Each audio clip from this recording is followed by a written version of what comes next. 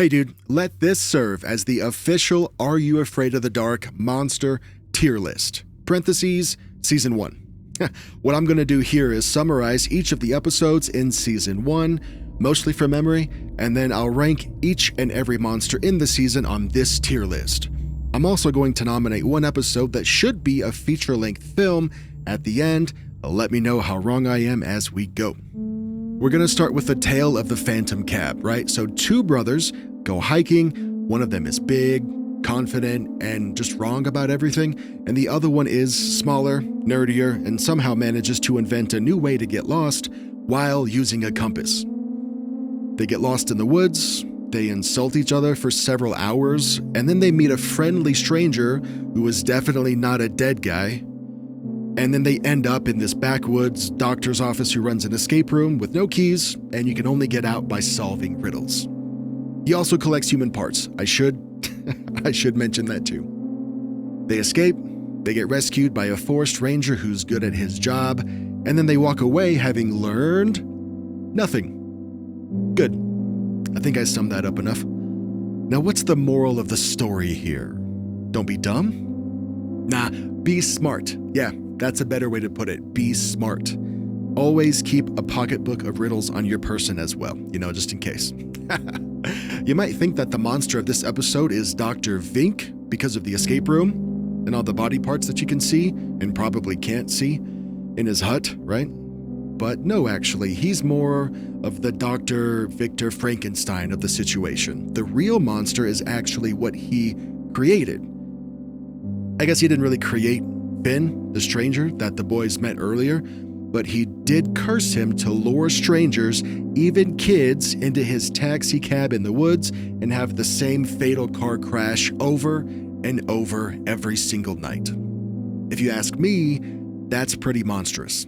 And for that, I'm putting Finn, the true monster of this episode, at A tier. Our next episode of Season 1 is The Tale of Laughing in the Dark, right? So this bully teenager goes to this amusement park and he immediately decides that his personality is, I'm not scared of nothing. And then he mocks a literal child and his best friend for believing in a haunted clown rumor, which, spoiler, is 100% real and it's extremely into cigars. I'll come back to that. To prove how brave he is, Josh breaks into the haunted funhouse alone. He steals a dead clown's nose, trash talks it for a little bit, and then he spends the rest of the episode being tortured. Well, psychologically tortured, I should say, by the spirit of the clown. This thing wanted to be Pennywise so bad, dude. In the end, Josh survives by apologizing, returning the nose, and then bribing the ghost with his dad's cigars? And that worked. All in all, Zeebo, the monster clown of this episode, is going S tier for me. And the moral of the story here, I think, is obvious. Don't steal. Okay. If you've only ever seen one episode of Are You Afraid of the Dark, it's probably this one. And if you've never seen a single episode, first of all, why are you watching this? Thank you, but also why? Anyway, I can still also guarantee that you've seen Zeebo's face before. It's iconic. The Tale of the Lonely Ghost. This book-smart teenage girl gets dumped at her aunt's house for the summer and is immediately bullied by her Molly Ringwald-ass cousin. Now, just to earn the right to exist, Amanda, who's the book-smart girl, is forced to spend the night alone in this alleged haunted house. But, surprise, the ghost that supposedly haunts this house is real and very sad. And honestly, significantly more emotionally mature than any living person in the episode. The bullied cousin gets sucked into a cursed mirror for being terrible, like you do, and the ghost just wants to reunite with her mom, who actually turns out to be the family nanny that everybody was being mean to. And Amanda accidentally solves decades of supernatural mysteries and heartache before the end of the episode. The lonely ghost that was in the mirror and her mom, they ride off into the past. The bully gets released on probation, and the moral is pretty clear here. Be nice to the quiet kids. I'm giving The Lonely Ghost a C rating. It's not scary, in the way that Zeebo is. The story is more of an emotional one, with this mother-daughter reconnection thing happening at the end. I don't know. I just think it's okay. The Tale of the Twisted Claw. These two kids prank this lonely old woman that they openly believe is a witch.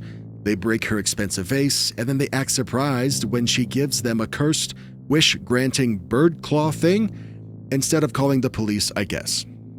They use the claw to stop trick-or-treating, they use the claw to win a race via hellhound assault, and they use the claw to accidentally wish one of the parents would, be amongst the living, if you know what I mean. Panic ensues, and we get just the briefest moment of reality or morality from these kids, and they end up erasing the entire timeline that they're in order to undo the prank that they pulled on the lonely old woman at the beginning. In the end, the witch gets her vase back, the magic gets sucked back into the claw thing where it's stored, and the moral is an easy one here. Be careful what you wish for.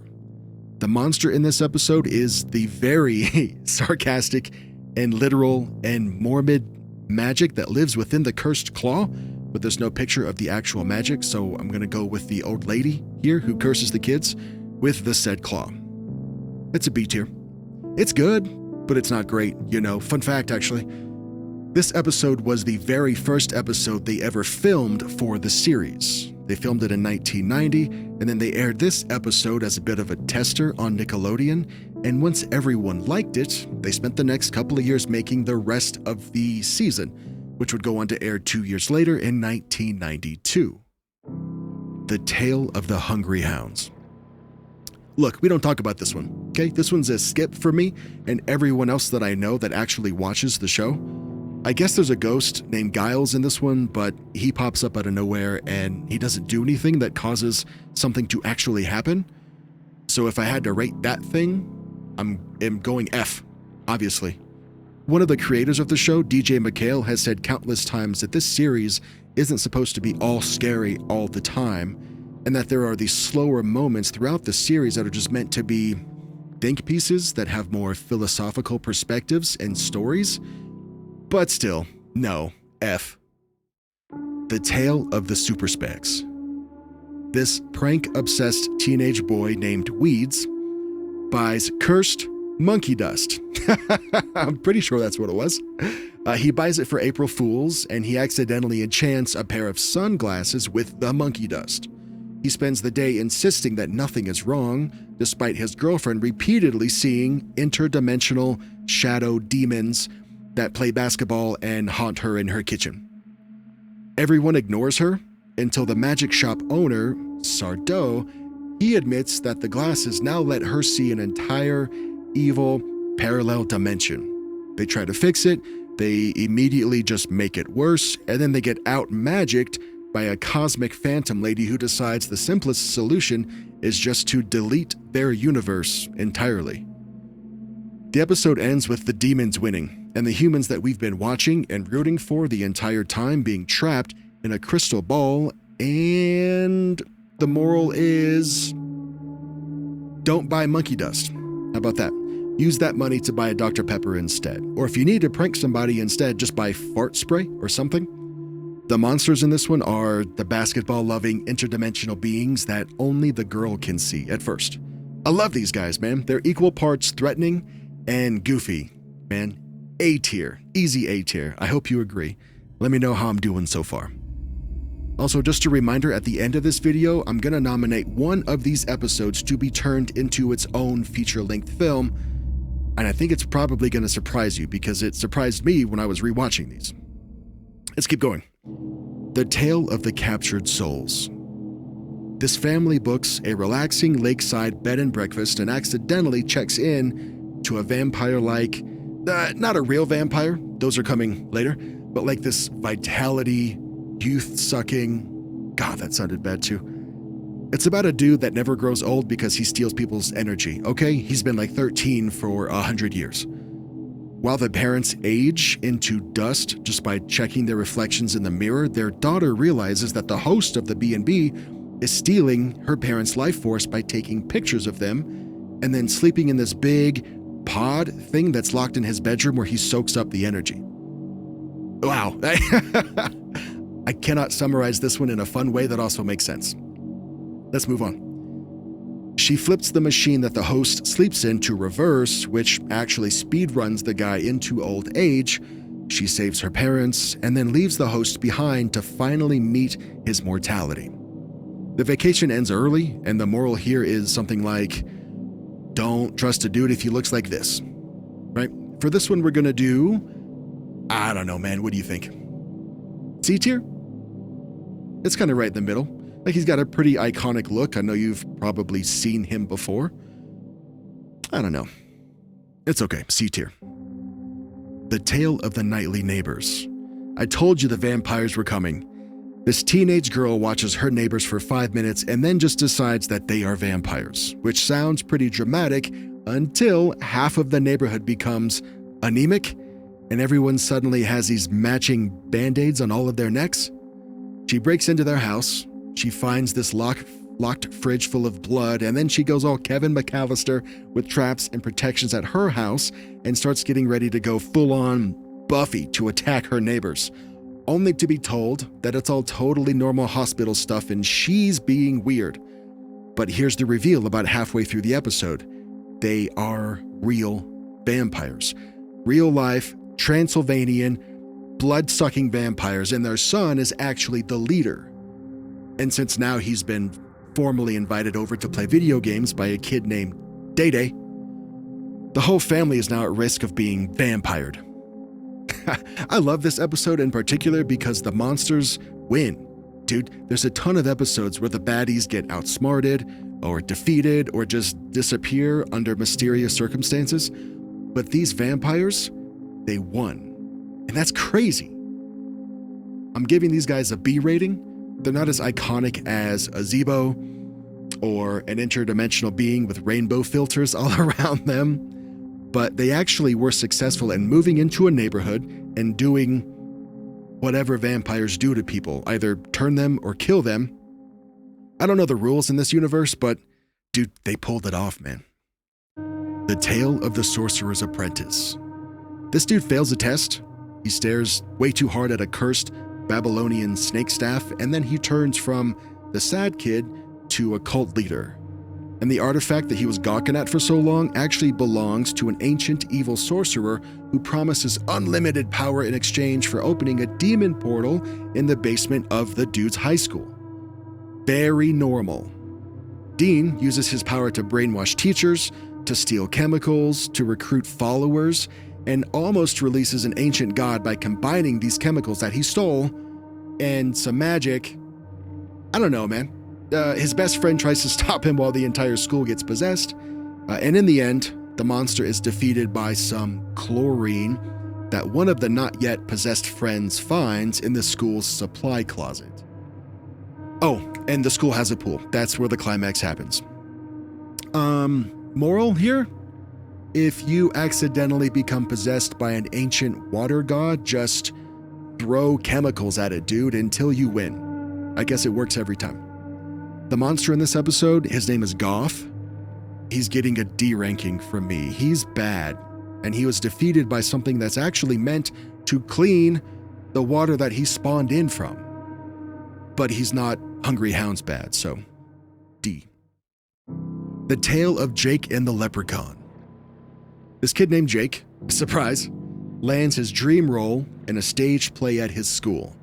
Now, the more Jake rehearses for the role, the more he literally turns into a leprechaun. He grows these pointy ears and he realizes that the play is actually a very elaborate eating ritual that happens every 7 years, I guess.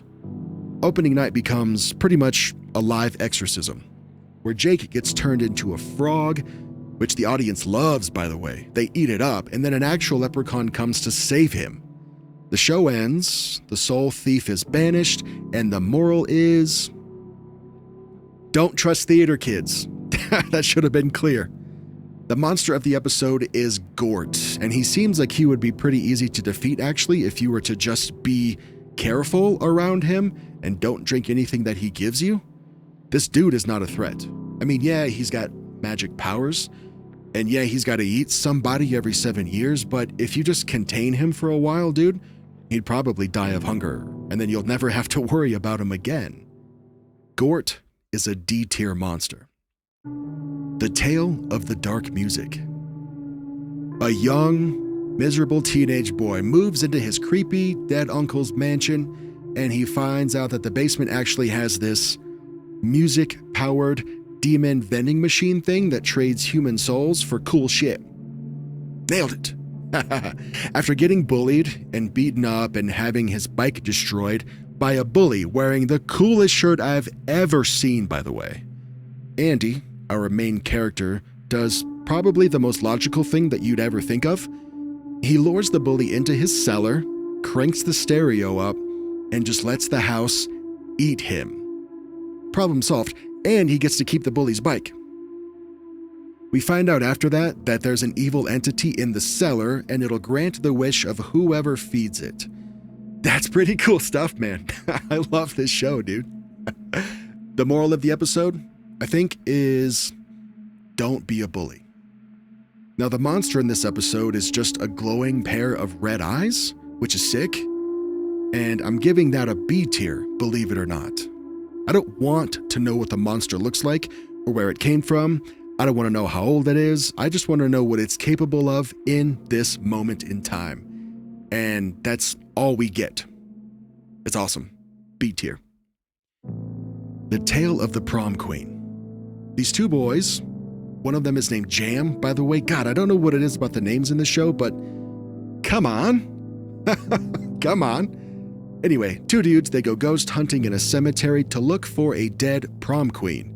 And they immediately bring along this mysterious girl that they just met, who is way too into the idea of finding a real ghost. But they think she's cute, so it's okay.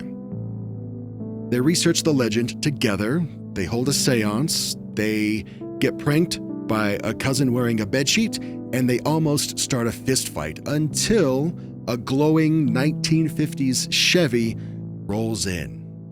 Then we see the mysterious girl casually transform into the actual dead prom queen that they've been looking for the entire time. She hops in the car with her ghost boyfriend, who, by the way, is the protagonist, Dean, from The Sorcerer's Apprentice. Remember him? She thanks them for their service, and they phase straight through a locked gate. The boys are left standing there realizing that ghosts are actually real. And the moral here? Don't speed. You'll crash, and then you'll end up becoming a ghost in your town's local legend. There is no monster in this episode, just the young girl who claims to want to help these boys find the ghost from the story so that she can be reunited with her boyfriend that's been dead for several decades. You following me? C tier? D tier? I don't know. I think I'm going to go D. Again, she's not a monster, but F is a pretty disrespectful ranking, so yeah. D. And don't compare this ghost ranking to the ghost ranking in Hungry Hounds, by the way. The ghost in this episode, dude, is the main character, and she moves the plot forward from beginning to end, all right? God, get off my back. The Tale of the Pinball Wizard. This mall rat steals quarters, lies to his boss, and sneaks a few harmless games on this cursed pinball machine.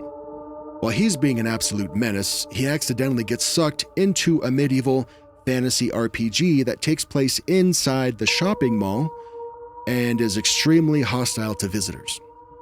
What starts as a crush on a princess turns into this epic final boss battle with witches, robot henchmen, an executioner, and the thing that saves everyone is a water gun. He beats the game, saves the girl, all thanks to this Super Soaker 9000 that they painted gold. Also, plot twist coming up, the grumpy repairman is actually a real wizard who traps this dude inside of the machine forever as punishment for breaking his trust. There's actually so much going on in this episode, it's hard to follow, and it's even harder to summarize. And as I've mentioned before, if I had to pick one episode from this season to turn into a full movie, it would be this one. I really wanted the writers to go much deeper than they did on the characters and the baddies and the monsters in this episode, but it's pretty easy to tell, due to the shorter runtime of a TV series, that they just couldn't do that within the 22-minute time frame of the episode. And if you think about it, it's actually less than that because you have to account for a couple of minutes to focus on the Midnight Society at the beginning and at the end of the episode. So really we get like 18 minutes of actual story in these episodes. I would love to say that the monster in this episode is the witch or the executioner or the guy that wears the leather everything or even the gentleman robots. Dude, they were cool. But none of that is actually correct. The real monster here is Mr. Olsen, the repairman that traps the dude in the game for all of eternity. C tier? Again, I'd much rather have the main monster be an actual monster that we got to see on screen, but I cannot let that slide in this very official ranking system, okay? You understand. That's the main reason why I want this episode turned into a whole feature-length film so I can explore all of the crap that we got to see on screen. I think I say we like it's me and you that are doing it, but I think it's Hollywood and these producers and shit, they need to stop redoing already awesome things because that just makes them mediocre when they do that, dude. What we need to start focusing on is taking these ideas that had true potential that couldn't really deliver on that given the time constraints or the budget or whatever at the time, you know what I mean? And then giving those a second chance. Like The Tale of the Pinball Wizard. That thing was sick. You could tell there was about 6 different directions that it could have gone, but it just couldn't. I want to see those directions. That's all I got. I'll see you in another one.